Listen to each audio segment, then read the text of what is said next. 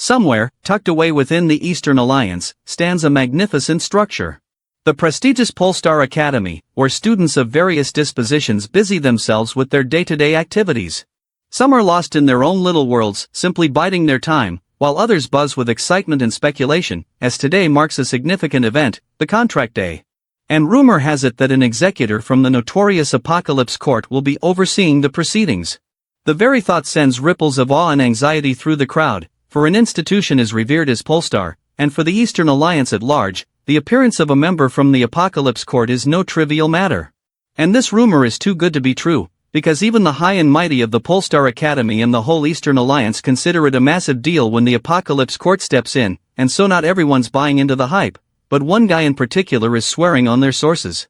He is saying this info came straight from overhearing whispers outside the principal's office, and the guy was confident since he wasn't alone when this happened as he was with Chen Feng, which Chen backed it up, and not only he had heard it, but he says that he had seen the member himself, and that she's decked out in all black no less. And as if on cue, the mysterious figure in question makes a timely entrance into the courtyard, and it seems like the artist is a man of culture as well. Even the students were all smile when they saw her, but they were more excited to see that she was indeed a member of the Apocalypse Court, as it could be seen that she is wearing their emblem. Meanwhile, Chen Feng remained relatively detached from the surrounding excitement, and therefore found himself wondering about the reason why the Eastern Alliance, known for its mystery and authority in the beast-taming realm, would send a representative to their modest Plzzz Academy for the contract day ceremony, and the only logical explanation he could think of was that something significant might be about to happen. However, despite the potential importance of the event, Chen couldn't find it within himself to be interested. This lack of interest wasn't due to apathy or laziness, rather, it stemmed from his unique position as a newcomer to this world. He was actually a transmigrator, and having ice-kite from another realm just a year ago, he lacked the innate talents and abilities that seemed almost commonplace in this new world, and he didn't even have access to any mystical system like those he had read about in the comics of his previous life. Nonetheless, Chen wasn't overly concerned about his safety, or the possibility of encountering monsters.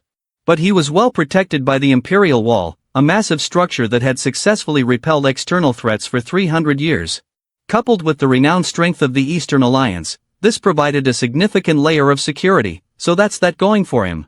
With these thoughts, he was convinced the least he could do is to just have to live a silent normal life where he can afford a living, and to do that, he just needed to form a contract with a pet beast, even if it is just a normal or lower grade one, and his confidence was this low. Because the higher one's spirit power rating, the more likely they could contract higher tiered beasts, and unfortunately for Chen Feng, his rating was barely at a D level, severely limiting his options, and breaks all his hopes of a lavish and easy life. Or even the things like changing the world, becoming king, and composing legendary epics where the protagonists of the novels he read were known of. On the bright side, Chen's less ambitious path promised less hassle, and the possibility of an early relaxing retirement, and he wouldn't even have to wait long to see how the day unfolded, as the ceremony was about to begin since a staff member abruptly entered the room, and with a talking bird that announced the need to gather at the sports field immediately, and in no time at all, the schoolyard filled with students each eager and anxious. Still, the field was an impressive sight, as massive pet beasts each accompanied by armed guards that towered over the crowd, and a colorful array of pet beast eggs varying in size and hue was meticulously arranged on a platform, ready to meet their new masters, and in the midst of this bustling scene, the representative from the Apocalypse Court was just standing there, menacingly. But everyone seems to not pay her any attention, as the students were largely preoccupied with thoughts of the divine beasts they hoped to claim. Some managed their expectations, while others like the top spirit rating student Li Yang, aimed high hoping to secure a contract with a high-tier beast, while Chen Feng had set his expectations low, attempting to shield himself from potential disappointment. But it seems like the Apocalypse member had noticed their low morale, and so she used her spirit beast to fire things up, unleashing a phoenix-like blaze that instantly hyped the students up, making them feel more powerful and lively. This was undoubtedly a type of spiritual protection blessing, ensuring they could establish a more stable connection when contracting a beast. It was exactly the kind of formidable ability one would expect from a senior sister of the Apocalypse Court. With the students now uplifted, she seized the opportunity to encourage them further, giving a speech about the importance of their choices and efforts in determining the strength of their bond with their new beasts. With that said, the contract ceremony began. Chen felt immense pressure that he had been suppressing for a while. Even though he had set his expectations low, he still hoped to get at least a decent spirit beast and not be a laughingstock, especially since he was the last one in the queue. The first student in line, the highest-ranking spirit in the class, decided to sit cross-legged on the platform, trying his best to get as close to the egg as possible in hopes of forming a strong connection. Even if this method wasn't scientifically proven, his effort paid off. He successfully connected with a spirit beast, and the egg quickly broke open, revealing it to be a fierce great falcon beast. This both surprised and made the others envious. However, it wasn't entirely unexpected, given his high spirit rank. And Li Yang, the student in question, didn't care what others were thinking, as he was just happy to have a beast that met his expectations. And with Li Yang's success, the ceremony continued. After a few moments, every student had already obtained a pet, except for Chen, and there were only a limited number of beasts left. 2 ferocious beasts, 15 fierce beasts, and an unknown number of lower beasts. This was nerve-wracking for Chen because he knew he was most likely to end up with a common beast, or lower, but not knowing how many were left made him hesitate. And his hesitation irritated the Apocalypse member, who shouted at him to hurry up and stop wasting her precious time. With no other choice, Chen stepped forward and did as he was told. However, a few minutes passed and nothing happened. There wasn't even a slight connection with any of the beasts, and so Chen decided to inform the senior about the bad news that he hadn't sensed a suitable beast. This surprised her, as she hadn't expected to witness someone with such weak spirit power, but she wasn't willing to let a student fail without trying everything. So she told him to come closer and try touching the eggs directly, and his pride took a hit on this one. He couldn't complain, as it was his only remaining option. With everyone's attention on him, Chen moved closer to the eggs. As he did, a peculiar egg caught his eye. It shone with a faint glow, and though it looked small and unremarkable, something in his gut told him to touch this egg first. Little did he know, this was all because of the member of the Apocalypse Court. She's a real one for doing this. She actually went out of her way to use her power discreetly to help Chen Feng secure a contract with a beast, despite his low power. And the glow he sees is the spirit connection that he's most compatible with. But even as he approached, his power was insufficient to break the egg, which made her sigh, as it seemed like she would have to assist him to the very end. And so she exerted more power to forcefully open the egg, and since this was unnatural, it caused a powerful ripple effect that left every student in shock and confusion. Chen Feng himself was convinced this might be the moment he'd been waiting for, the pivotal event he believed destined for a protagonist. The opening of the egg was grand, exuding a powerful aura, which heightened everyone's anticipation of the pet beast's rarity. But they didn't have to wait long as the creature finally emerged, and it revealed to be a very cute turtle. However, looks can be deceiving, so they waited for the Apocalypse member to announce its rank. To their surprise, it turned out to be merely an ornamental-grade pet. The grand entrance for such a low-class pet struck everyone as humorous, leaving even Chen Feng too stunned to say anything. But the Apocalypse member's time was precious. She couldn't waste it on just anyone. She had helped Chen Feng enough, so she got straight to the point and asked about his pet skill. Chen Feng hesitated but decided to answer honestly, reporting that his pet beast had only one skill, and that was defense. This surprised her because even an ornamental-grade pet should have at least 2 skills to be considered reasonable. It seemed like Chen Feng had contracted with the worst of the worst. But it was cute, though. Still, cuteness alone doesn't suffice in this world, and ornamental beasts have limited strength. Even with its defensive capability, Chen Feng doubted if it could withstand a punch from a little girl. He even felt like a chicken trained for 2 years would be more powerful than his turtle. And this realization made him cry, and as expected, bullies took the opportunity to mock him. They told him that seeing him being so useless was more satisfying than contracting an advanced beast themselves. Despite their mocking, they weren't entirely heartless. After their banter, they advised him to look on the bright side. His pet's defensive skill could be a huge help for his well-being, because pain is shared between the pet and the owner. And not just pain. They can even share pleasure as well, which was the first time Chen Feng had heard about such a thing, and it showed on his face. And so they asked him to see his little turtle to demonstrate what they meant. That sounded a little sus, but Chen Feng agreed, and the guys petted the adorable turtle, and thus the tale of the useless pet beast and its equally useless owner came to light. And as they were getting all comfortable, the Apocalypse member commanded them to pipe down and demand all their attention to her, which they did what they were told. And so she then proceeded to congratulate them on graduating. But they don't have time to celebrate now, because starting today, they will enter the Northern Combat Zone of the Union for combat training. And on behalf of the Apocalypse Court, she wished them good luck and urged them to come back alive. And even with this reassurance, the students were in disarray, as they had heard that this year's combat training would be held in the most dangerous place in the Union's territory, the Northern Combat Zone. It was filled with fierce and ferocious beasts, and with winter approaching, conditions would be even more challenging, and Chen Feng was definitely the most worried of the bunch.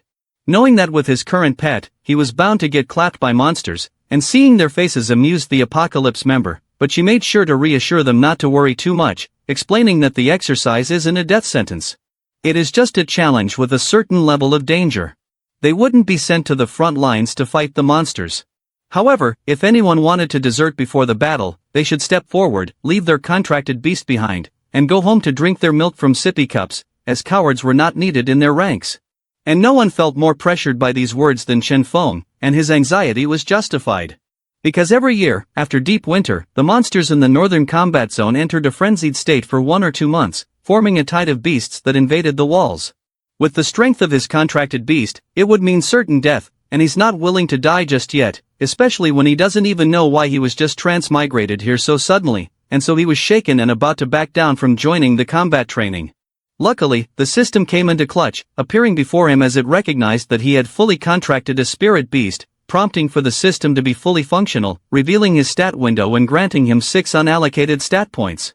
Additionally, he could now see basic information about other tamers, most notably the Apocalypse member, who had a level 50 ferocious grade fire phoenix.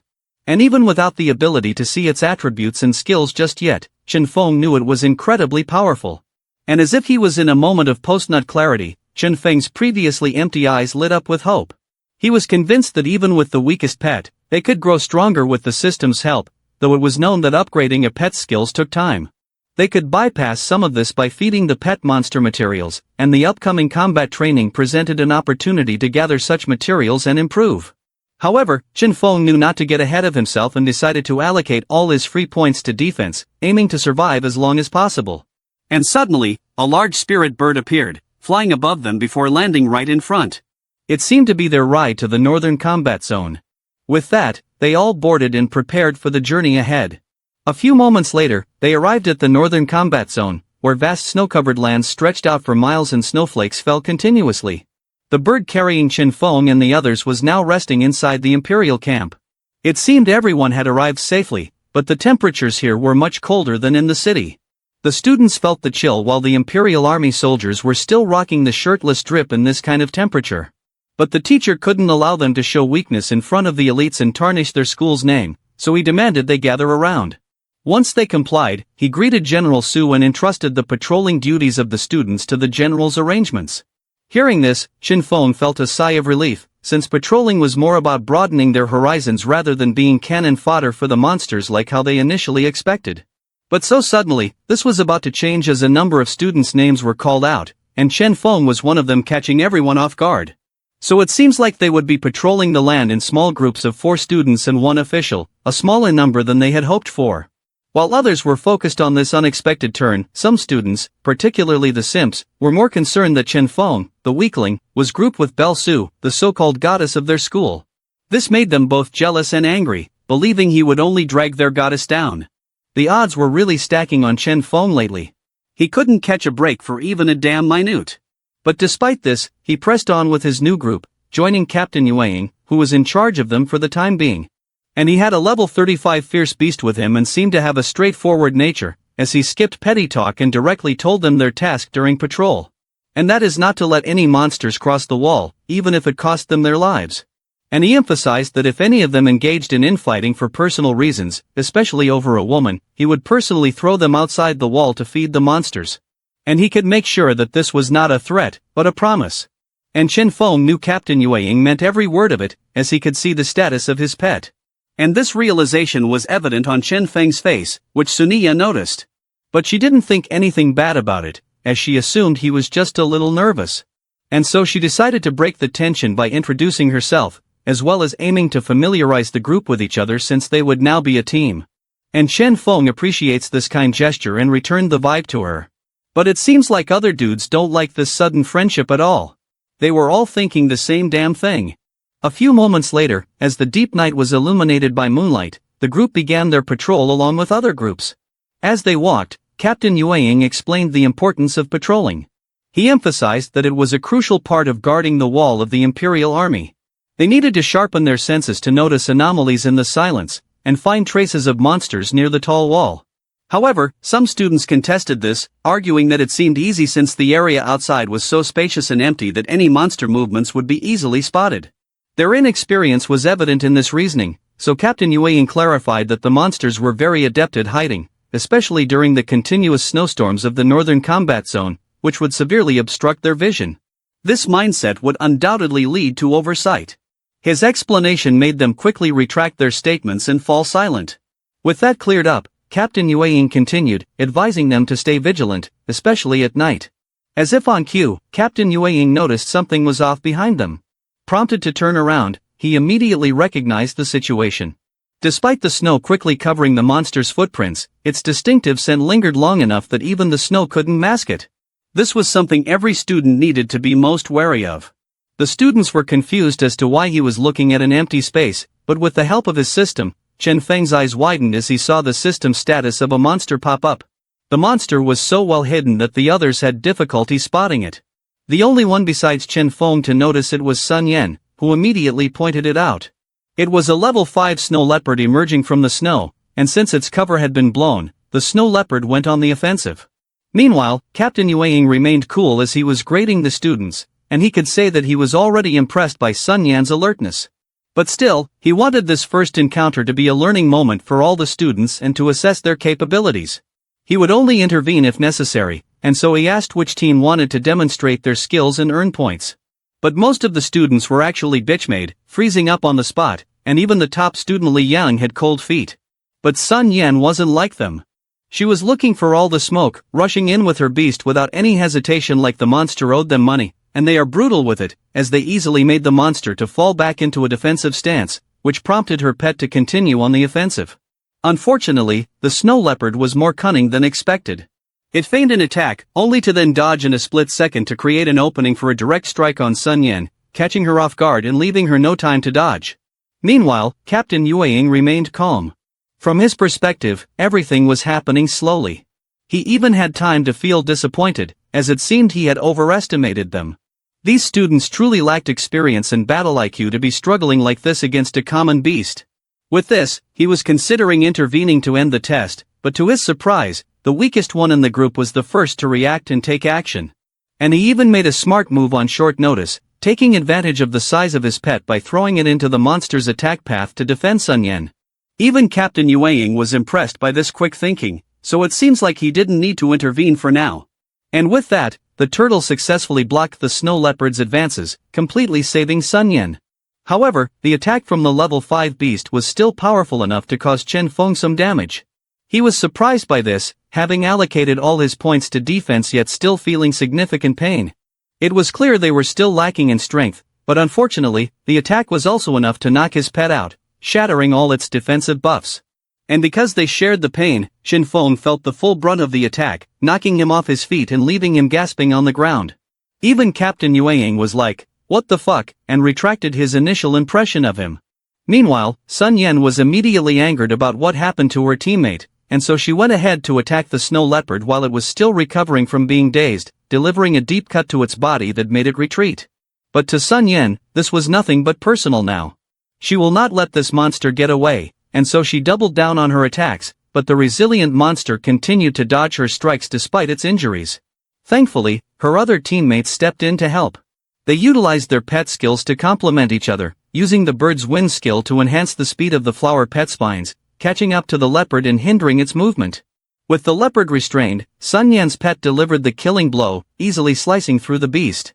The others were surprised by how strong her beast was, as it only took one swing to tear the leopard apart. However, Sun Yan remained humble, giving credit to the ones who deserve it, and that her pet was attack-oriented. That is all to it. She just did what she's supposed to do, and she couldn't have done it without their help.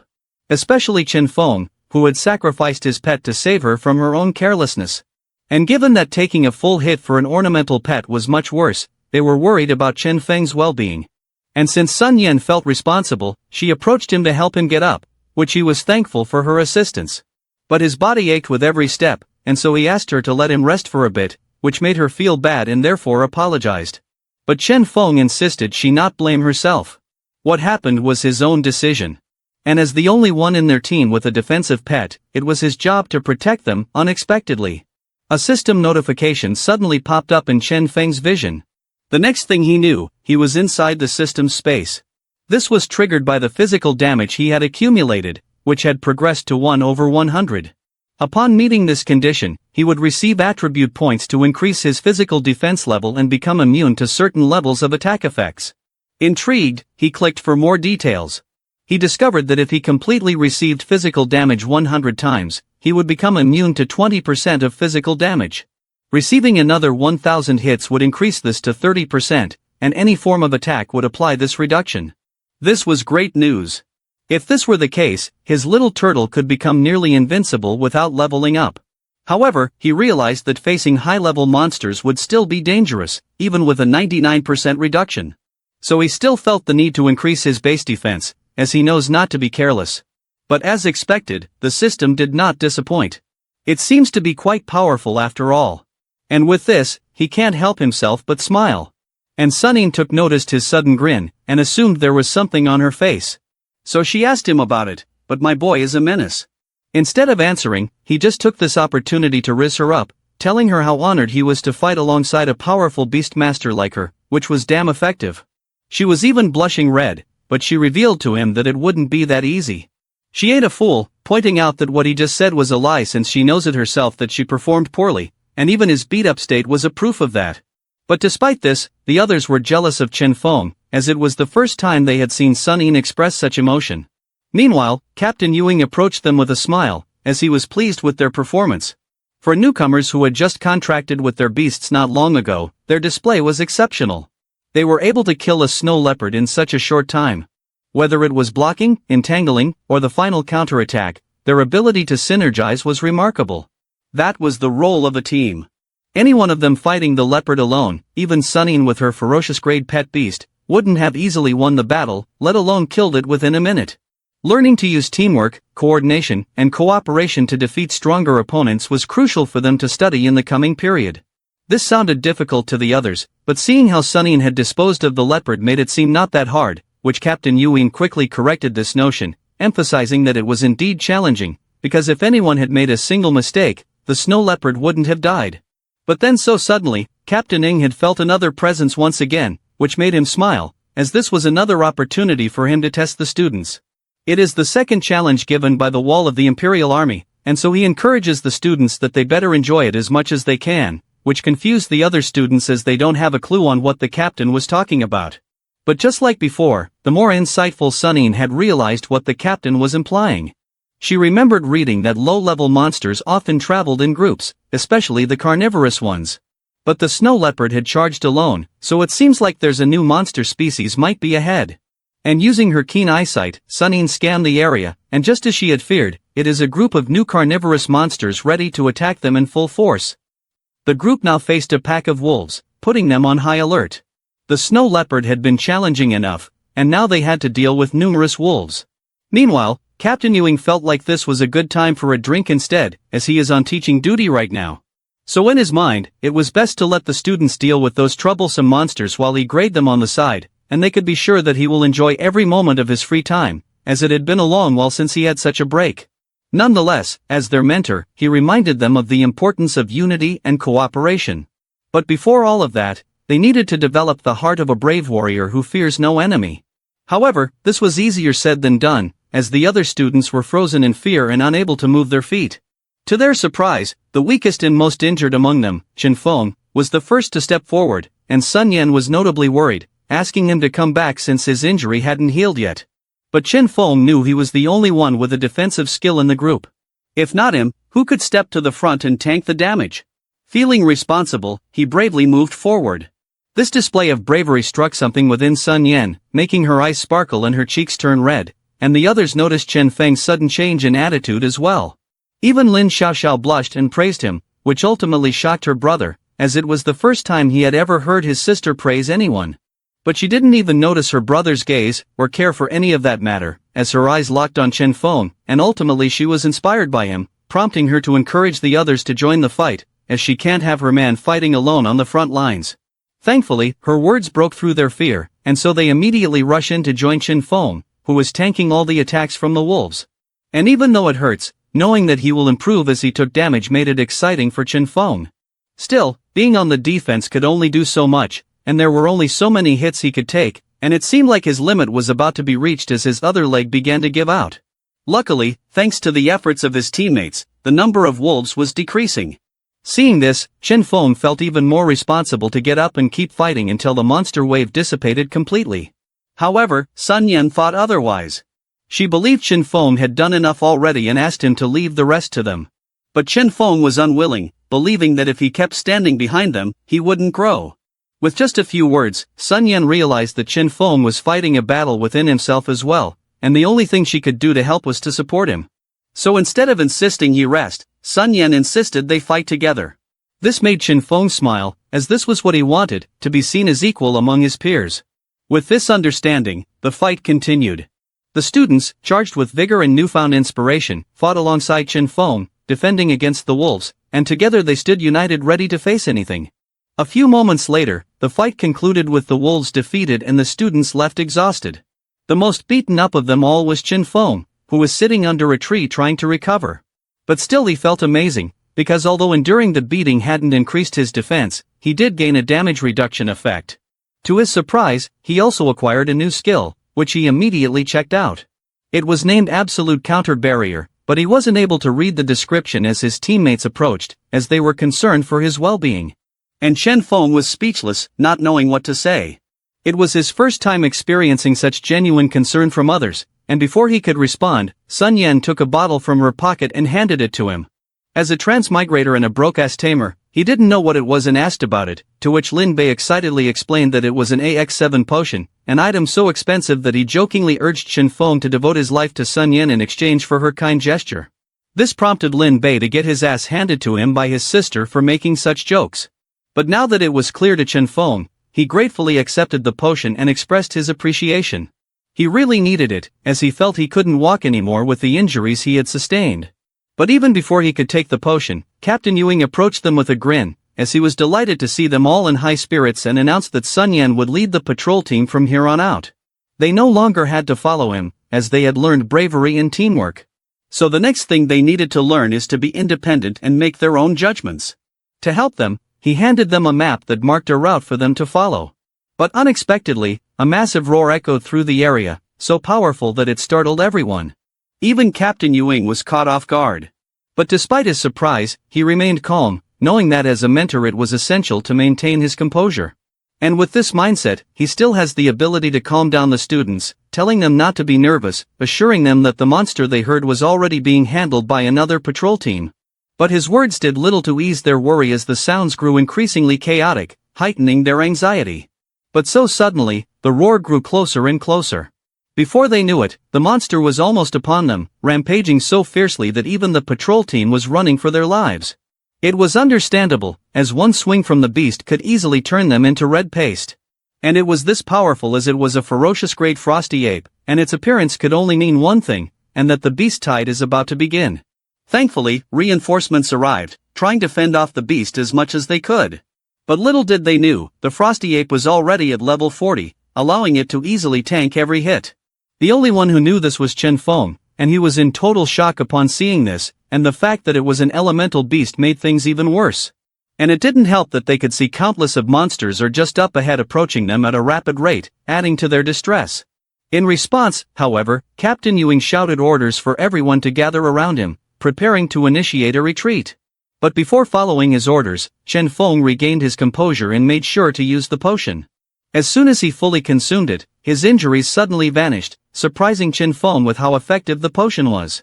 Now healed, Chen Feng asked the captain which route they should take to get back. The captain answered that they should take the route through the main gate and move quickly. With that, Captain Ewing called out his pet and initiated the retreat. The students tried to keep up, and it seemed they were fast enough, as Captain Ewing could see that no one was getting left behind. And as they ran, Chen Feng used the opportunity to check the information of the new skill he had recently obtained. To his surprise, it was actually a crowd control and damage skill, as it allowed him to taunt and take aggro from the target while returning 50% of the damage to the attacker. Additionally, it provided 70% protection against physical damage. Coupled with his passive skills, it was an incredibly powerful ability. Interestingly, its activation required him to talk trash, which added a fun twist to it. Not long after, they encountered another pack of monsters, but Captain Yu Ying's red-tailed lion was the one to welcome them with open arms, allowing the group to continue moving forward as the sooner they reached the city gate, the better. But something was bugging Sun Yan, so she asked why the monsters seemed to no longer hide their presence, to which the others explained, quoting what the captain had mentioned. This was all because of a powerful beast's sudden appearance, and the fact that there were already monsters this close to the gate suggested that the situation there might not be good either. This worried them, because if that were the case, getting back to the other side of the wall would be much more difficult than they had hoped.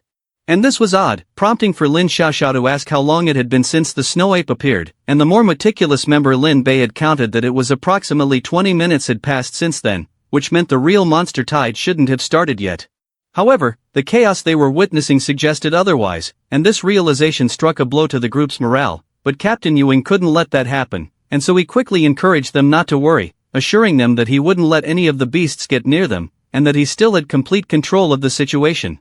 But deep down, Captain Ewing knew it himself that something abnormal was going on with this monster tide, but he put his worries aside, as his priority was to protect the kids at all costs. Meanwhile, in the overall setting of the tide, under the lead of the snow ape, countless flying insects swarmed through the skies, while snow leopards and wolves zoomed on the ground towards the city gates. 3 different species charging towards the gate was unexpected, and Chen Feng's group could only hide as they let the monsters pass by. Sun Yan then asked Captain Ewing what they should do. She knew that even though these were common-grade monsters, it would be challenging for the students to handle even one, let alone so many, but Captain Ewing remained silent, as if he was thinking of what to do. Meanwhile, Chen Feng was looking at these monsters with his system mindset, only seeing them as an XP buffet that he could farm as much as he wanted. But he wasn't a fool. He knew that with his current level, trying to handle all these monsters at once would mean certain death, and on the side, Captain Ewing was still silent, which concerned the students.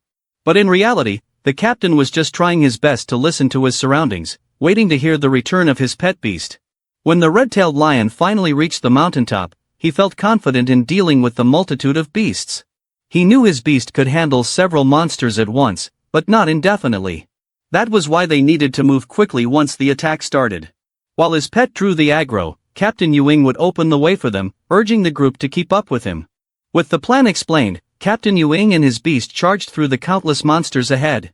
The students followed close behind, with Chen Feng leading the way. Captain Ewing skillfully cut a path through the chaos, ensuring that the group could advance safely toward the city gates, while the Red Man Lion unleashed an area of effect attack on the side, creating a wide opening for the students.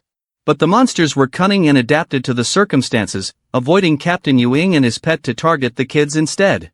Fortunately, having already fought common-grade monsters, the students were prepared. They easily disposed of any monsters that got close, each utilizing their pet's skills to the fullest, making every move count and dealing decisive blows. And with the students holding their ground, the lion had time to eliminate the other monsters fixated on them. Captain Ewing then commanded the students not to get caught up in fighting, and to continue their advance, as the gate was just a few dozen meters ahead. To their surprise, the Frosty Ape had also caught up and was now in front of the gates, still rampaging and using every skill in its arsenal to break through the wall. And it showed no signs of stopping, even if its attacks killed other monsters. But the Imperial Army wouldn't sit idly by and let the monster do as it pleased, especially with General Shu still around. And without any warning, General Shu leaped from the wall and charged at the Frosty Ape, severing its left arm. The ape felt the pain deeply and kneeled in agony, but this was only temporary, as it revealed its ability to regenerate its limbs. While the ape was recovering, General Shu took the opportunity to join Captain Ewing and protect the students. This surprised Captain Ewing, who asked why General Shu had come down personally, which he told him to cut that shit up and just focus as their priority was to protect the kids. And with that clear, he instructed Ewing to provide cover for the students as they moved to the corner of the wall, as he had ordered the ropes to be dropped upon their arrival. Captain Ewing quickly understood and assured General Shu that he would take care of it, and in no time, the students reached the wall and were met with ropes just as General Shu had promised. Simultaneously, the Frosty Ape had fully recovered from its injuries and was ready to retaliate, leaping towards General Shu with all its might. To its surprise, General Shu wasn't planning to fight it alone. He had his own pet with him, which attacked from the ape's blind spot, delivering a powerful sucker punch that sent the ape stumbling back a few steps. As the students climbed to safety, Chen Feng was watching from the side in awe, realizing that General Shu's beast was actually a ferocious level 51 blue-eyed tiger. Judging by their levels, the battle seemed to be nearing its conclusion. But even with the odds stacked against it, the frosty ape wasn't backing down. It charged at the tiger without fear, but the tiger gladly demonstrated what level gap truly means, effortlessly dodging the attack and then proceeded to go for a back shot. On the student's side, it was now Chen Feng's turn to climb the rope. Sun Yan helped him ascend faster, which he appreciated. It seemed he was the last one to come up, indicating that every student was now safe. But they couldn't let their guard down just yet, as another howl emerged from a different monster. It seems like this was the monster that had made the current tide extremely chaotic, and it is also a powerful one at that, as it had an ability to exude a violet aura that buffed the frosty ape's strength, making it even more menacing than it is. This development elevated everyone's uneasiness and worries about what this mysterious monster could be, but they didn't have to wait long. As it soon revealed itself, it was a ferocious level 42 frosty saber-tooth. Without hesitation, the saber-tooth charged at the blue-eyed tiger. But the tiger liked the odds and therefore just welcomes the new challenger head-on. But to everyone's surprise, this saber-tooth in particular is hella cunning, doing the most disrespectful ankle breaker in a split second just to get closer to the wall, instantly alarming everyone. Still, the tiger followed to prevent the saber-tooth's plans, but the ape was still present and therefore made an intervention, knocking the tiger off the wall and onto the ground. With this turn of events, the saber-tooth successfully breached the walls. Even General Shu was surprised by this sudden development, but he couldn't help as the ape was pressing them hard. And so the saber-tooth rampaged freely on top of the walls. Its roar alone paralyzed the soldiers of the Imperial Army and therefore quickly disposed them on sight, leaving a trail of destruction. And this sight sent shivers down the students' spines. Yesterday, they were just normal students, and now they were witnessing countless lives being taken before their eyes. Despite this, Suning tried to be brave, telling Chen Feng that everything would be alright, but her eyes betrayed her as tears appear. With this, Chen Feng realized that now was not the time to be a coward. He needed to lock in and protect his friends. If he didn't, Suning and the others would be torn to shreds. With this realization, Chen Feng decided to act as a bait to buy the others some time to escape. He activated his new skill, Absolute Defense, and mocked the saber-tooth, taunting the beast in front of him. This completely surprised Suning. While the saber-tooth was affected by Chen Feng's taunt and attacked him without hesitation, biting onto the barrier with all its might, the force was so powerful that it shattered the barrier within seconds. But due to the skill's effect, 50% of the damage was reflected back, knocking the saber-tooth back as well. And Chen Feng's teammates were in shock. Receiving a head-on attack from such a powerful beast was no small feat, and they worried about his condition, and therefore rushed to his aid. But Chen Feng had already made up his mind. He knew that 5 seconds wouldn't be enough for them to escape from this monster, and so he urged them to go and save themselves. And Suning immediately contested this, but the more rational siblings convinced her to do as Chen Feng asked. Despite her unwillingness, Suning knew that staying would only burden Chen Feng and endanger the others, making his sacrifice worthless. With this, she took a moment to look at Chen Feng before leaving with the others. Now that he could see the others run away, Chen Feng braced himself, hoping that his absolute defense would be enough to block the saber-tooth's attacks and buy time for reinforcements to arrive. But it seemed he would be waiting for a while, as the army was preoccupied dealing with countless flying insects trying to breach the wall. A few seconds later, recovering from the stun, the frosty saber-tooth emitted a purple glow, buffing itself and enlarging its physical body. With the sudden turn of events, Chen Feng looked at his turtle bro, as if apologizing for putting him through this, but there was nothing they could do now. As the saber-tooth charged in for the kill, and Chen Feng tried to block it again. But the beast's power had doubled, completely shattering his barrier in an instant, and despite receiving 50% of its own damage, the saber-tooth stood strong, its durability seemingly improved. In contrast, Chen Feng's life was depleting with every strike, the only benefit being that the target was stunned for 5 seconds. At the same time, the situation in front of the wall was also changing, as the frosty ape is now getting his ass beat up left and right, and with the opening they had made, they both detached its arm from its body. But they won't be stopping there, as the tiger used its special move to beam the ape's heart out of existence. And if that's not enough, General Shu went out to make sure this beast shuts up for good. Plunging his spear deep into the ape's body, and with the snow ape defeated, the monster wave the ape led began to falter, giving the Imperial Army the upper hand. But the other boss, the frosty saber-tooth, was still alive and ready to fight, and since it was too cunning for its own well-being, some Maharaga-type shit was going on, as it was now trying to adapt itself to Chen Feng's absolute skill, and therefore unlocked a new ability that allows it to use its ice power to create an armor and wrap it around its body. And with this, it was now up and ready to take on Chen Feng, while Chen Feng is just completely tired and barely standing. Nonetheless, he activated his absolute defense to meet the beast halfway, even his pet braced for impact, knowing this was a completely different challenge. And as expected, Chen Feng's barrier shattered, and the saber-tooth received 50% damage. But with its ice armor, the monster negated some of the damage, and the stun duration was drastically shortened. With this, the saber-tooth quickly regained its ability to attack Chen Feng, and seeing it so close, Chen Feng knew it was over. He hadn't even gotten back up yet, but this bitch was all up in arms to devour him already. But just when all hope seemed lost, a powerful tamer arrived to aid Chen Feng. Accompanied by a formidable beast, the tamer issued a command, and the electric-type lion charged up its skill. In an instant, lightning soared through the skies and descended upon the saber-tooth, completely halting its advance and shattering its entire defense. And the impact was so intense that cracks of lightning appeared in the saber-tooth's eyes, breaking apart its insides. And the next thing they knew, the beast was a charred barbecue. And with this decisive intervention, the tide of the battle had finally ended. Chen Feng was still in shock at the sight before him. Moments ago, this beast was mighty and relentless, attacking him with a ferocity that left him struggling to defend himself.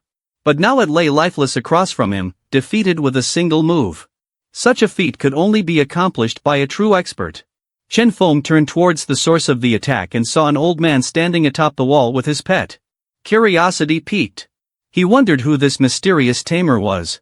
His question was soon answered by the commotion among the soldiers, who were in shock to see General Chu Nantian on the front lines with his Thunder Lion. Chen Feng quickly realized that this beast was incredibly powerful, already at the Void Crystal rank. Despite the awe-inspiring sight, Chen Feng was too exhausted to care. He couldn't believe why these powerful individuals always seemed to show up at the last minute. As if they were in some kind of movie, he would have appreciated their timely intervention, considering he had nearly lost his life. And so, even as the system popped up a new notification, Chen Feng ignored it, too drained to pay attention. All he wanted was a moment to rest after everything he had been through. The exhaustion and relief washed over him, making it difficult to process anything other than the fact that he had survived. In the meantime, the sun had risen, signifying the dawn of a new day. With the deaths of the two fierce beasts, the monsters finally began to retreat. Victory was on the side of the humans, at least for now, and Shu Nan could say that much of this success could be attributed to one unexpected individual, the boy lying on top of the wall. And so he observed Chen Feng, pondering how this peculiar student managed to survive. And based on Chen Feng's pet, there were two possibilities he considered. Either the turtle was much stronger than it appeared, or it had unlocked a special ability during the battle. Whichever was true, it was clear that the boy and his pet formed a formidable tank, capable of withstanding multiple attacks from a beast far stronger than themselves. This impressive feat left a lasting impression on the general. Suddenly, Sun Yan and the others barged in through the door, worried about Chen Feng's condition. This prompted Chen Feng to try to sit up to ease their worry, but his friends couldn't help themselves and embraced him, relieved to see he was still alive. Comically, this caused him to spit out blood due to his injuries, but they didn't notice as they were in tears, apologizing for being so powerless and unable to provide much help. Nonetheless, Chen Feng smiled, happy that they cared so much about him. He reassured them that he was alright, even though it was clear he was in a beat-up state. Still, Sun Yan can't help herself but tremble, as she felt annoyed with herself for letting such a thing happen to him. But getting caught up with this frustration wouldn't help Chen Feng recover, and so she set aside her feelings and was about to call the doctor. But before she could, General Chu Nantian unexpectedly appeared, prompting them all to bow in respect. Then Chu Nantian took something out of his pocket, a potion to help Chen Feng recover from his injuries, which Chen Feng was grateful. But according to Lin Bei, he has to be more thankful than that, as this potion isn't simple. It was the TR enhancement potion that had just hit the market, a very rare and expensive item. This remark earned Lin Bei another scolding from his sister for making such stupid comments. In the end, Chen Feng drank the potion and was amazed by its effects. Lin Bei's reaction hadn't been exaggerated. This potion worked faster than the AX7 potion, and even his pet felt invigorated, with his condition rapidly improving. General Chu Nantian approached him and asked if he wanted to become a frontline warrior in the Northern District. This offer surprised everyone. Even the soldiers couldn't contain their excitement, as being personally invited by an official was a significant honor. But being invited by General Chu Nantian himself, one of the 12 famous generals of the Eastern Alliance, was even better. The 12 brave generals were the stalwart protectors of the Eastern Alliance, ensuring that monsters never breached the sturdy walls. This personal invitation indicated that Chen Feng was truly exceptional. But Chen Feng wasn't used to being the center of attention, making the situation somewhat awkward for him. Despite this, he knew he couldn't let his feelings hinder his future. And judging by everyone's reaction, General Chu Nant was very important. So Chen Feng seriously considered the offer. But living in the military would mean facing monsters every day, and confronting monster waves head-on was a hardship he would rather avoid, especially when his main skill was absolute defense. Nonetheless, the opportunity was too significant to dismiss without careful thought. After thinking it thoroughly, Chen Feng approached General Chu Nant and expressed how honored he was to receive the invitation. But he had to respectfully decline for now. Understanding and considerate, General Chu Nant didn't press for an explanation.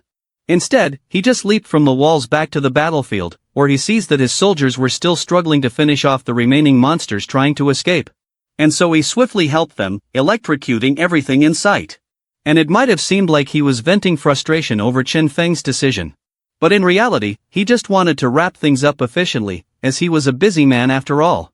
Once the battlefield was under control, General Chu Nant asked General Shu about the extent of the damage from the current wave. And General Shu was pleased to report that they were fortunate this time. Compared to previous waves, the casualty count was relatively low. And he attributed this success to the student named Chen Feng, stating that without him the casualties would have been much worse.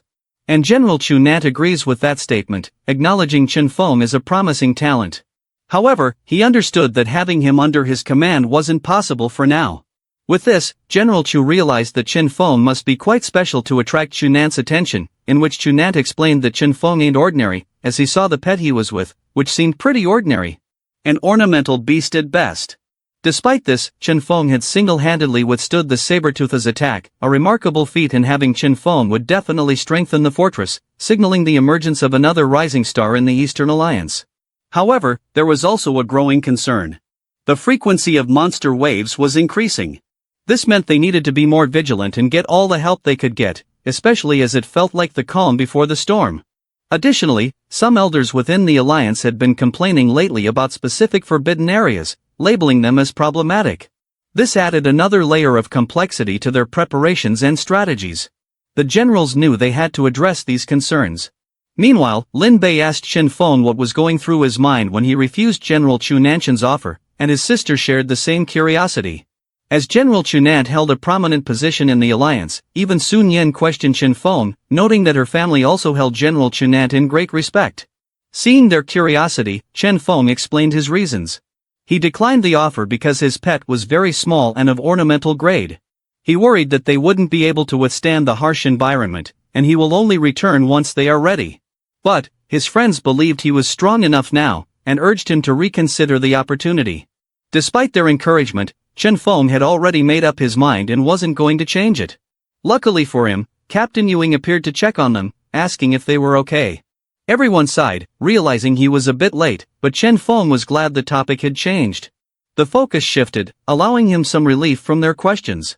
Lin Bei then jokingly accused Captain Ewing of slacking off, as he was in front of them instead of clearing out the monster wave.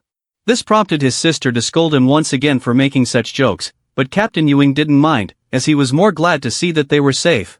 He also informed them that General Shu was waiting for them. In no time, they met up with General Shu. Instead of congratulating the students, he shared a harsh truth.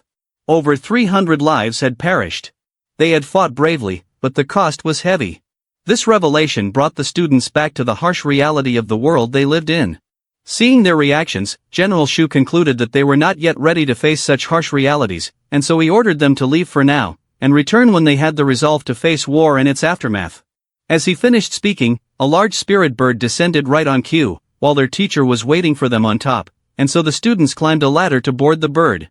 As they ascended, Chen Feng experienced a moment of realization.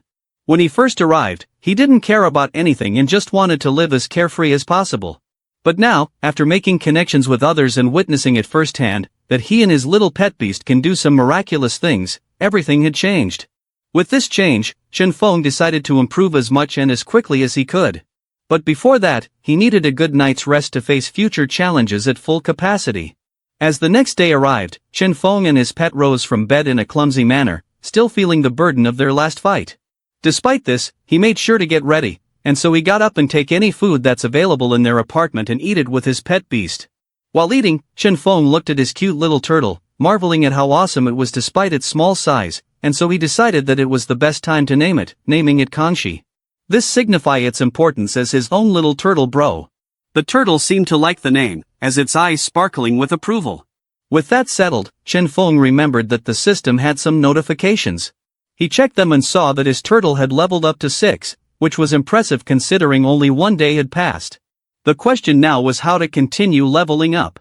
He couldn't just go back to the northern walls. Suddenly, an idea came to mind. A few moments later, Chen Feng found himself inside the Alliance City Library, and he was fortunate enough to find some rare books about spirit turtles. This expanded his knowledge on how to increase his pet's level. However, all the information pointed to the same conclusion. He needed to face challenges from monsters or pets of the same level or higher. He was confident in this information, as defeating higher-level monsters before had helped him and his pet reach level 6 quickly. But this info was not enough, as he still needed to find a suitable place to level up his pet. As his mind was occupied, Turtle Bro noticed something peculiar inside the book Chen Feng was reading, prompting it to take it out, revealing to be a flyer of some sorts, which made Chen Feng delighted as this was the perfect place for them to start their journey. The next day, at the Alliance City Center, rain poured non-stop. While Chen Feng was dressed in a new drip, as he tries his best to avoid recognition to protect Turtle Bro from the cunning pet thieves in the black market, he remained on high alert and made sure to stay vigilant.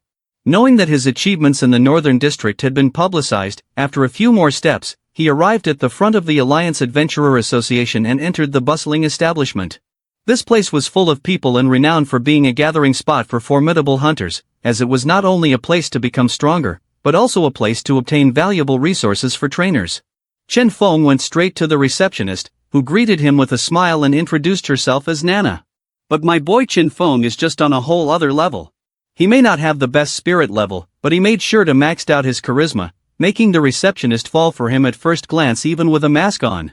And with this, joining the association went smoothly. He presented his ID, and Nana quickly filed his application. But then she gasps as if she saw a ghost. She was shocked to see that this handsome guy only had a level 6 little turtle as his spirit beast. And everyone who heard this laughed hysterically, unable to believe someone that weak would join the association.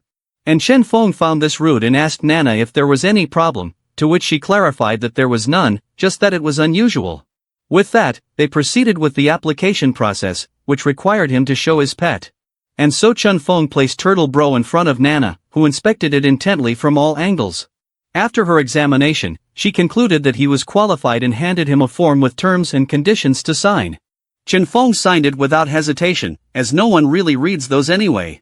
With his application complete, he was given an identity badge and the code name Frost Shadow, which he could use to access their website. Additionally, he is now able to check missions on the mission board, which offers different rewards, provided his pet met the level requirements. This excites the two as they can officially start their journey to become stronger, and so they were immediately fired up to get a new mission as fast as possible. But it seems like they caught the attention of a mysterious robed figure who revealed a grin, finding Chen Feng and his pet interesting. Is he a friend or a foe? His intentions remained unknown. After Chen Feng accepted a mission, he was waiting outside the next day for his client, as it seems like he accepted an escort mission to not only get experience point, but also get a huge amount of money. Coincidentally, the client was Sun Yan, and she didn't recognize Chen Feng because of his disguise, but she was impressed by his presence, having not noticed him at all initially. This left her with the impression that he was very skilled. With this, she approached the mysterious man and asked if he was a member of the Adventurers Association, to which he confirmed by showing his emblem. Now that it was cleared up, Sun Yan went ahead to inform her friend, revealing that Chen Feng was not the only one involved in this mission. Suddenly, a woman dripped in green appeared, stealing everyone's attention with her beauty and style. Even Chen Feng noticed her, and judging from her aura alone, concluded that she was a very powerful individual, possibly having reached the peak of the bronze level, and Sun Yan noticed Chen Feng's distraction and was curious about it. But she didn't have to wonder for long, as the woman in green approached her and fully embraced her from behind, completely surprising Sun Yan. It turned out they knew each other. This was the friend Sun Yan had been contacting. Her name was Ling Qian, and this green-haired woman wasn't particularly fond of the idea of hiring someone from the association, which prompted Sun Yan to explain that she was well aware of her own limitations, so she believed it would be better to have more companions than none. Lang reluctantly accepted this reasoning, but looking at the association member in front of them doesn't impress her. In fact, it made her angrier. Seeing his scrawny-ass build, she had more muscle than this bitch, and so Ling Qian asked Sun Yan if she isn't strong enough for her, and Sun Yan tried to calm her down, explaining that she didn't mean it that way. She didn't doubt her abilities. She just wanted some assurance for her own safety, since Ling Qian tended to get wild when dealing with monsters, and sometimes left their defense vulnerable. And this statement speaks volumes as silence followed, signifying how even Ling Qian herself agrees how unreliable she was. This prompted her to redirect her frustration towards the association member, aggressively asking his codename. Chen Feng found this ridiculous, but decided to answer her and get on with it. He introduced himself, prompting Ling Qian to do the same. With that settled, Sun Yan sighed in relief, glad that the two were getting along without much trouble, and so they decided to head to the Northwest District to start their mission. A few moments later, they arrived at the Northwest region, where they were thoroughly checked, and since Chen Feng was a member of the association, getting permission to pass the gate was easy. With that, they entered the wilderness. The area was hot and sandy, a stark contrast to the northern wall they had previously visited, but this place was safer, allowing them to walk casually as if they were on vacation. Still, they were on a mission, not a picnic. And as the employer, Sun Yan informed everyone of their destination, the Northwest military camp deep in the forest. But they shouldn't worry, as she had planned a safe route for them, which they fully understood. With the plan clear, Lang started making small talk, asking Chen Feng about his skills, but their conversation was cut short when Chen Feng sensed monsters nearby, which he quickly informed the group, putting everyone on high alert. But the others couldn't sense the monsters like Chen Feng could and scrambled to find them, and Chen Feng noticed their confusion, and so he helped them, pointing out the location of the monsters heading straight toward them. Looking at the ground, they saw two large normal-grade rats leap out of the sand, in which Ling Qian quickly positioned herself between Sun Yan and the rats, summoning her pet beast, a boxing kangaroo, from a pokeball-like pendant. This pendant allowed her to store pets, and also helped them evolve and heal their injuries. It could even save pets from life-threatening situations, as a pet's life was closely tied to its owners, and even Chen Feng was envious of this item and hoped to get one in the future. But now that the rats were closing in, Lang and her pet beast met them halfway. Her kangaroo attacked the rats ferociously, as if they owed the cartel money, while Lang laughed on the side, boastfully claiming that she didn't even have to use her full strength to deal with them. Afterwards, she turned to Sun Yan, fishing for compliments, to which Sun Yan obliged, hoping it would stop her from acting like a child, to her surprise. Ling Qian then admitted that the association member was reliable for noticing the monsters before she did, which slightly improved her impression of him. However, she still insisted she was better, arguing that even if she found out later, she could handle herself among a bunch of monsters. With this thought, Lang expressed to Sun Yan that hiring the association member was a waste of money, and suggested that she should have used it to take her out to eat instead. But Sun Yan disagreed, explaining that her mission was important, so she needed all the help she could get, and besides, the cost was not a big deal to her. As they talk, Frost suddenly turned towards the opposite direction, indicating that he had sensed another monster lurking nearby. And somehow, Ling Qian was immediately excited by this, seeing this as her time to flex, and so she quickly rushed ahead to find the source of the sound, acting as if she was alone, and Sun Yan couldn't help but facepalm, as this was exactly what she had been worried about. Even Chen Feng could only close his eyes in exasperation. A few steps later, they arrived at the destination and discovered a group of blood moles. These social monsters never traveled alone, and judging by the light yellow spots on their bodies, they were low-level creatures, and it seemed like the moles hadn't noticed them yet, and in Lang Qian's mind, this was the perfect opportunity to jump on them. Meanwhile, Sun Yan couldn't help but grit her teeth at how recklessly Ling Qian was acting. With not much else she could do, she asked Frost to stay alert and be on guard to assist if anything happened. She promised to double his reward for this extra trouble. With that settled, they followed Ling Qian. However, it soon became clear they didn't need much help. Ling Qian's boxer kangaroo was whacking the blood moles as if they were trying to beat a high score, and these poor blood moles who just wanted to eat decided to run for their lives now that their dinner was ruined by these intruders.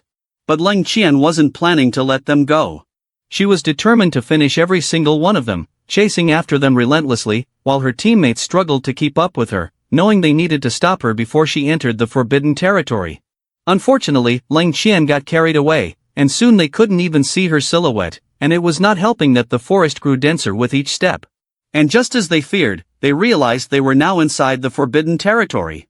The only way to chase after Ling Qian was to follow her tracks, but these became unreliable as they scattered in all directions. And coupled with how they were unfamiliar with the forest, it became increasingly difficult to navigate.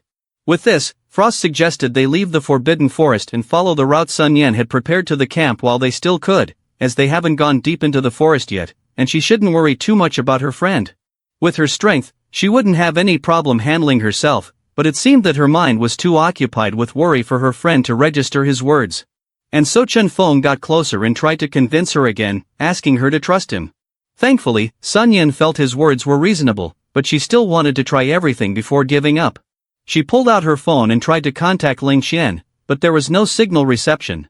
Immediately, she was devastated, unsure of what to do. While Sun Yan was busy worrying about Ling Qian was taking her time defeating the blood moles and their ancestors, and after successfully wiping out a whole family tree, she celebrated, unaware of the concern she had caused. A few moments later, Sun Yan finally accepted that there wasn't much she could do and decided to follow Frost's advice. Unfortunately, because they had been idle for too long, they caught the attention of an undesirable monster, a ferocious gray giant snake. The snake caught them off guard, but Chen Feng was ready. He took out his pet from his poke pendant and activated its special skill, Absolute Defense, meeting the snake halfway with its jaws wide open. Chen Feng's pet successfully knocked it back with its passive effects, stunning it for 5 seconds, but the snake was venomous and Chen Feng suffered 1% poison damage. This granted him a new skill, Poison Resistance, which was crucial for effectively fighting the monster. However, he realized he needed to receive poison damage 99 more times to become fully immune, indicating a long fight if they continue to entertain this monster. Though he wasn't severely hurt, the venom spreading through his blood meant time wasn't on their side, and so Chen Feng suggested they run, and Sun Yan quickly followed his lead. As they fled for their lives, she noticed Frost's pet, which looked oddly similar to Chen Feng's. This led her to realize that Frost and Chen Feng were the same person, which made her wonder why Chen Feng was hiding his identity. But whatever his reasons, the most important thing now was to get out of the forest, so she didn't say a word. In the meantime, the giant snake used its skill to mark them without their knowledge. After running for a few miles, Sun Yan was getting out of breath and asked Frost to slow down so she could take a break. But Frost isn't taking any chances, knowing that the snake could catch up to them at any moment, so Frost urged her to continue, suggesting they leave the forest as quickly as possible and rest afterward. To help her, he suggested resonating with her pet to lessen her exhaustion and increase their speed. And this was a sound reasoning, and therefore she did what she was told, calling out to her pet beast to share the burden and receive a speed boost. This allowed them to continue running without much trouble, but things didn't go according to plan, as the serpent was just too cunning. Having calculated their route, it decided to head on first and just wait for them near the exit. As soon as they arrived at the forest's edge, the serpent launched a surprise attack, catching Sun Yan off guard, but Chen Feng was ready. He used his absolute barrier to block the monster's attack, stunning it again but also receiving more poison. And this time he could feel the venom spreading in Turtle Bro's body, which affected him as well, slowing him down. And unfortunately, they couldn't even attack the serpent to finish it off because another beast appeared in the sky, looking in their direction and preparing to attack. And with his fast thinking, Chen Feng immediately grabbed Sun Yan's hand, and they ran as fast as they could. And with that, they were finally out of the forest. This also meant that they regained some signal reception, and therefore Sun Yan tried to contact Ling Qian, but to her surprise, the serpent, who was now enraged, was right behind them, about to swallow Sun Yan whole. Luckily, Chen Feng was faster, pulling her out of danger and received the attack with his absolute defense, stunning the serpent once more. But this time, they had no chance to retaliate or run, as the fierce great immortal eagle descended from the sky, aiming to kill Chen Feng. But he got that godly reaction, blocking the attack just when it's about to hit, knocking the eagle down, and Sun Yan isn't planning to let this opportunity slip by, so she summoned her feral beast to attack the immortal eagle, targeting its weak spots and slicing its wing to prevent it from going anywhere. As Sun Yan's beast battled the immortal eagle, she approached Chen Feng to ask if he was alright, which he assured her he was fine, while he was also thankful for her timely warning, as he hadn't noticed the eagle since it was an undead-type beast, but their conversation had to wait, as the snake recovered from its stun. So Chen Feng activated absolute defense once more, and instead of being pressed by this, Chen Feng just looked at the brighter side of things and viewed this as an opportunity to build up his poison resistance. But with each and every strike, the poison kept accumulating, and Chen Feng could only defend since he didn't have any offensive skills, and Sun Yan's pet was still preoccupied with the immortal eagle, but its name was put on to test, as Sun Yan's cat took this as a challenge, attacking it relentlessly without delay, and as the eagle tried to heal from its injuries, the cat doubled its speed and power, inflicting damage faster than the eagle could regenerate. And eventually, the cat managed to crack open the beast's skull, and when the monster's brain was completely crushed, it remained dead, revealing it to be not so immortal after all. Meanwhile, the ferocious snake continued its relentless attack on Chen Feng. By now, Chen Feng had developed a 10% resistance to the poison, but the accumulated poison in his system had increased to 27%, taking a severe toll on him and Turtle Bro. He even felt like he was on the verge of collapse, but fortunately, he didn't have to endure much longer, as Sun Yan and her pet had defeated the eagle, and so they moved on to attack the serpent. And just like what they did with the eagle, they immediately proceeded to severely handicap it, taking its ability to see with its other eye. Surprisingly, it immediately retaliated by spraying venoms back at the cat, but Chen Feng anticipated this and protected the feral cat just in time. But the pure venom he absorbed caused the poison level in his body to spike, inflicting intense pain. Despite this, the feral cat seized the opportunity and slashed its claws deep into the serpent, killing it instantly. The large beast's body flopped lifelessly to the ground, and the group could finally breathe a sigh of relief as the battle was over. But then Chen Feng collapsed as the venom continued to spread through Turtle Bro's blood. He desperately needed to find a way to get rid of it. Fortunately, Sun Yan noticed their struggle and immediately went to him, offering a healing potion to eliminate the poison, which Chen Feng gratefully accepted, but also turned away to drink it, not wanting Sun Yan to see his face, thinking she hadn't recognized him. And immediately the potion's effect started, which they felt an excruciating pain, as it was burning their inside as it tries to eliminate all the toxin inside their veins. But after that, they felt much better, as if the toxins were never there. And seeing that they are okay now, Sun Yan asks Chen Feng if he is tight on money. Why don't he go to the front line? With his ability, it shouldn't be difficult to make money, while addressing him with his real name. Which completely shocked Chen Feng as he quickly asked how long had she known it was him, to which she gladly revealed that she had known for a while, and so he could take off his mask now. But Chen Feng didn't remove his mask and instead answered her question. He explained that he wanted to enjoy his freedom a little longer, and would reconsider the army in the future. For now, he wanted to explore the world and experience life, stemming from his unique perspective as a transmigrator. Though he couldn't share that last part with Sun Yan or anyone else. And with his honesty, Sun Yan felt a little closer with him, which made her smile. And she could say that Chen Feng had never changed. He had always been courageous, as the path he was taking isn't easy. It requires guts and determination.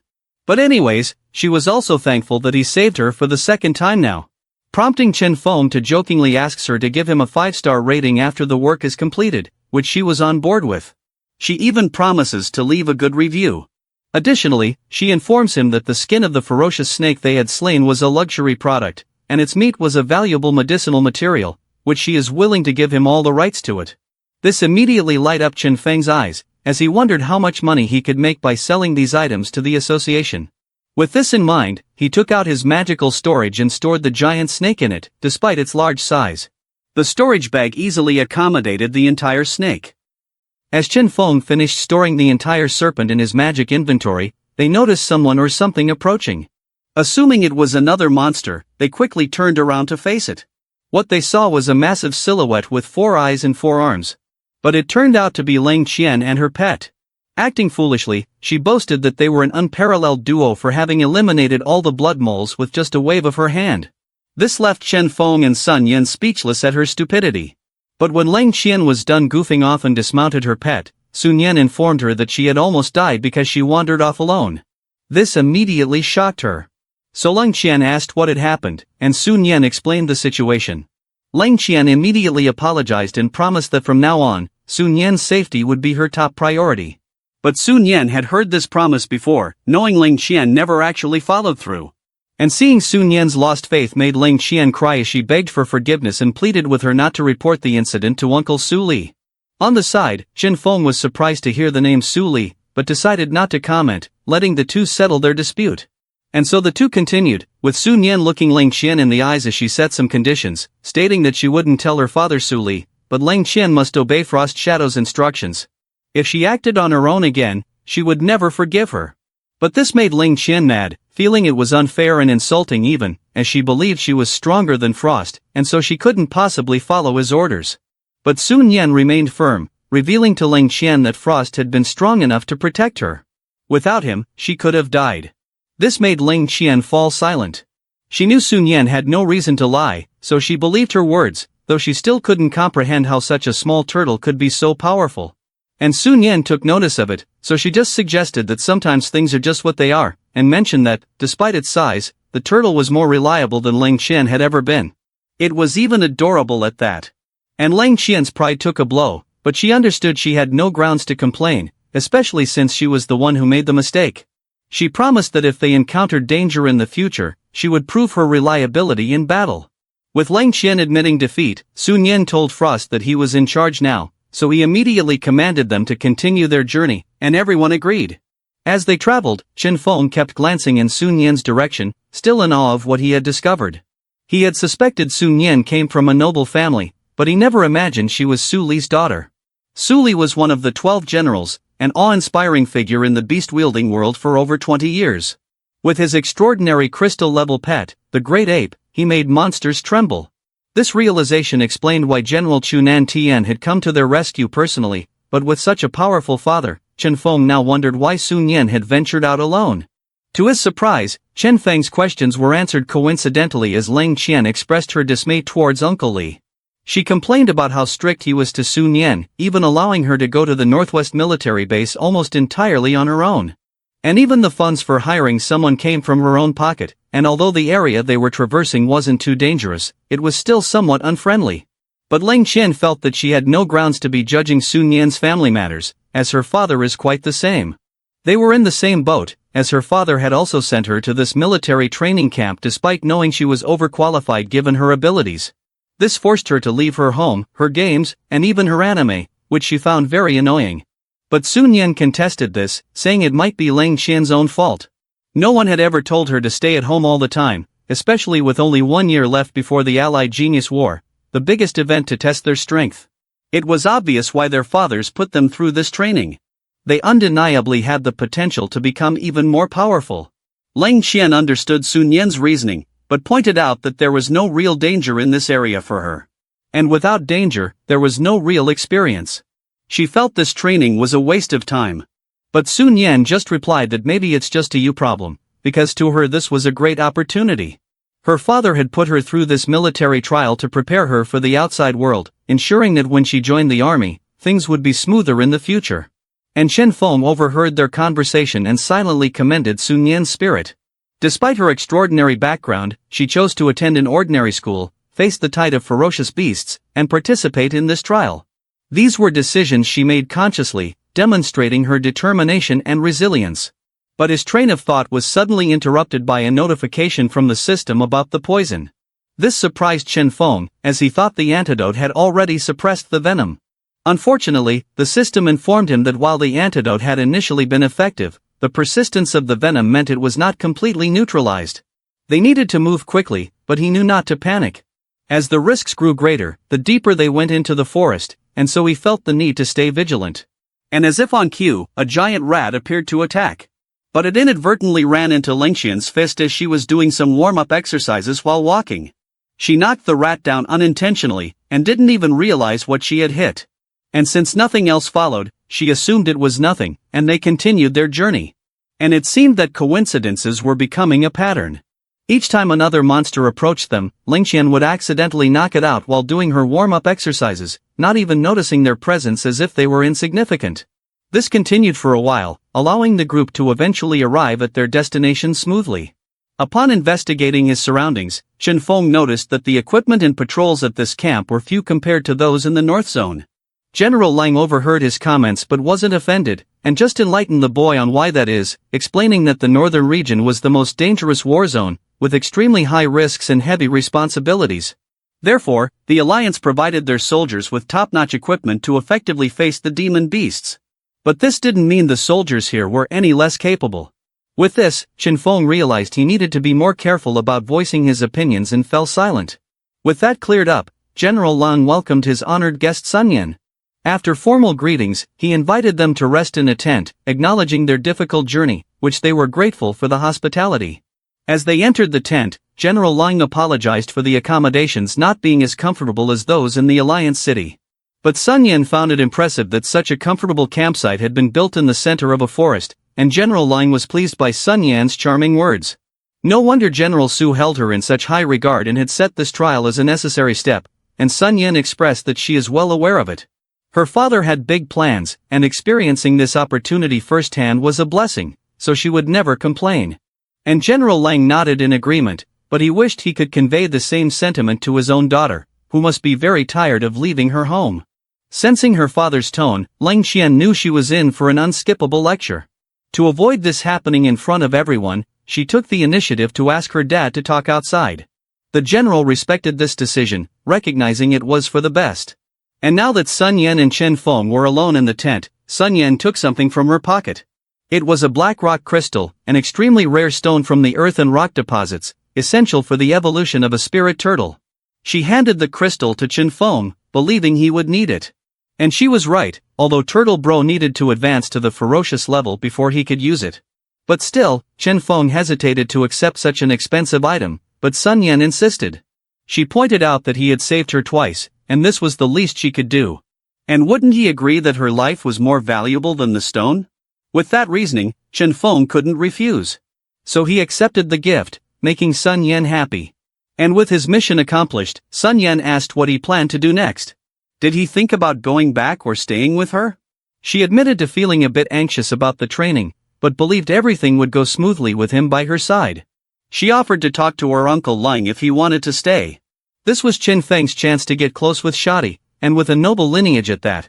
But my boy Su Yang is a man of sheer will and determination, declining her offer as he have matters of his own to deal with. But there is one thing he could promise to her, and that is if he decided to join the military in the future, he would let her know. And he hopes that when that time comes, she wouldn't pretend not to know him. And Sun Yan understood but wasn't happy with his decision, but still wished him success in advance. Still, as Chen Feng stood up, Sun Yan looked at him intently, admiring his undaunted will. He faced waves of terrifying monsters head-on without hesitation to save his friends. So even with Sun Yan's hard training, she felt she couldn't compare to him, making her want Chen Feng to stay with her even more. Unexpectedly, as Chen Feng was heading to the exit, he was met by General Lang, who wore a very angry expression, and seeing Lang Qian sulking nearby. It seemed their conversation had not ended well. But General Lang wasn't angry with Chen Feng.